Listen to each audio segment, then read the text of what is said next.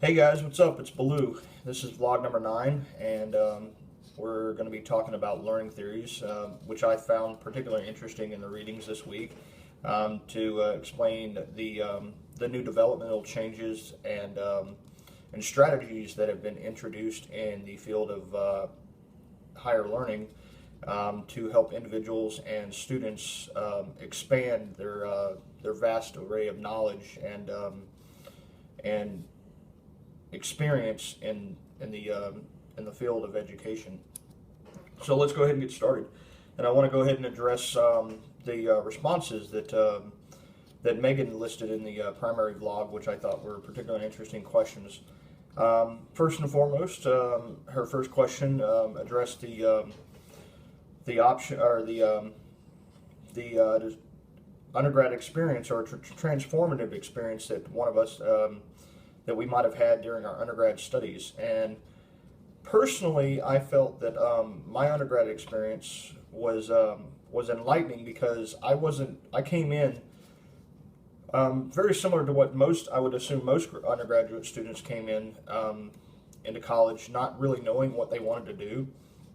So at first, I came in really not with an idea of what I wanted to do per se. I came in just, basically just taking standard core classes and hoping that I would find something that was somewhat of interest to me. And I would have to say that my transformative experience came about when I was taking a basic psychology course in the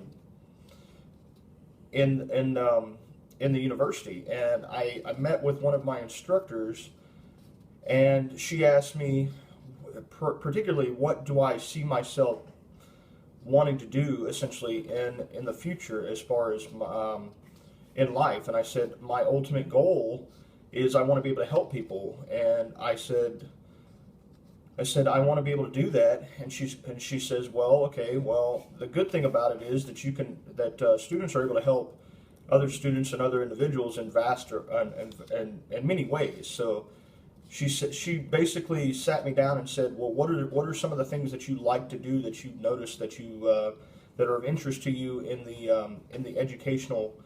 your educational experience? And I said, well, I'm probably one of few who actually enjoy to do research. And she goes, well, if you like psychology, and I told her I really enjoyed the psychological aspects because I was always interested in psychological approaches and just the field in general. And she goes, well, there's so many different varieties of psychology that are out there that where research is a necessity in order to see new developments in the field and in the field of education and in the field of psychology in general. And so I thought that was particularly interesting. So I would have to say my transformative experience came when I realized that psychology was what I wanted to focus my undergraduate studies on. And I was pleasantly surprised and enthusiastic when I graduated with a bachelor's in psychology from Valdosta, and she was there as my mentor to basically support me and just celebrate in my success. And that was a very special moment in my life, and I'll always be grateful. And she still teaches at the university, and it's a very special moment to be able to show that I'm continuing my educational opportunities at the university too as well. The second question that Megan brought up in the initial vlog was how can student affairs be more relevant and connect to more military non-traditional students as we move to more of an online learning experience. I would have to say that particular question was particularly relevant, especially in my case, because when I did join the service in the military, in order to expand on some of the graduate studies, I did take some courses online as a military as a soldier, mainly because when you are in the military, or you and you have such a heavy workload, I think it is a critical element to be able to utilize resources that can expand your knowledge when you can't physically be in class, but you want to expand your the opportunities available to you, and you don't really have the capabilities to be in class and do a one-to-one, a one-on-one with an instructor, and be able to do that. You have to basically take those take the opportunities that are available to you.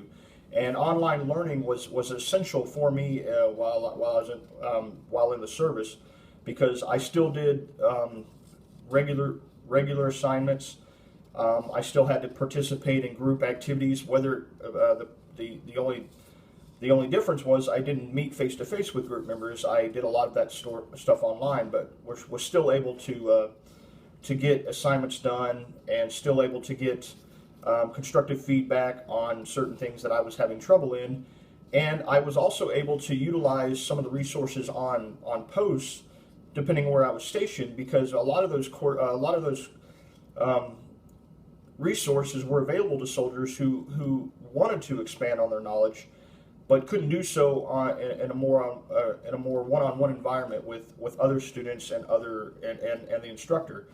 So therefore, I spent most of my time at the library researching information and topics for classes, and also meeting with mentors and expanding my resume, for so to speak, for jobs when I transitioned back into the civilian world, as well as opportunity to expand on my writing styles and my just graduate style learning, and transitioning from more of a APA style format to an MLA, and then transitioning back to APA, and just learning different elements of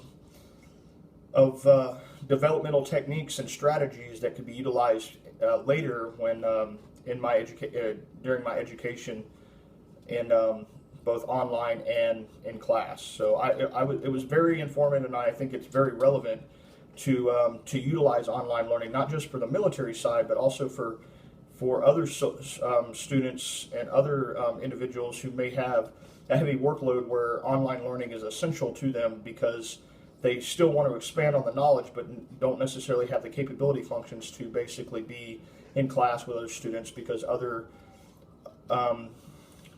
things may take priority in their life. And so I think it is a way, online learning is essential as a way to connect with those students. And finally, what strategies could be used to connect and academic affairs and student affairs to the benefit of those students?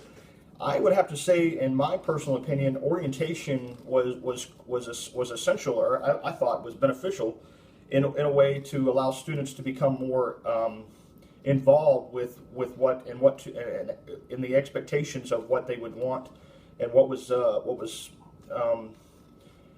important to the university in their eyes. So I thought that orientation played a major part in what was expected for students, and what they could foresee in the possible future in their educational experience.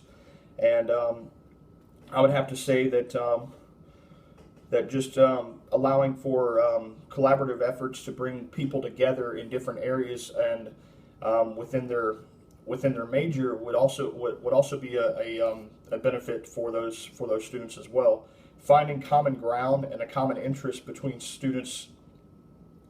I know I went to a lot of psychology socials as an undergraduate, mainly because that was an area of interest to me, and I felt that it was necessary to meet other people and engage in conversation on a topic that was collectively of interest to everyone. And so I feel that it would be necessary for more socials and more gatherings to bring students together based on that educational aspect. And I feel that it would benefit the school and the university by bringing students together and collaborating both on academic and student affairs. So that's my take on all this. I look forward to hearing you guys' responses, and I'll see you guys in class next week. Thanks, guys. Bye.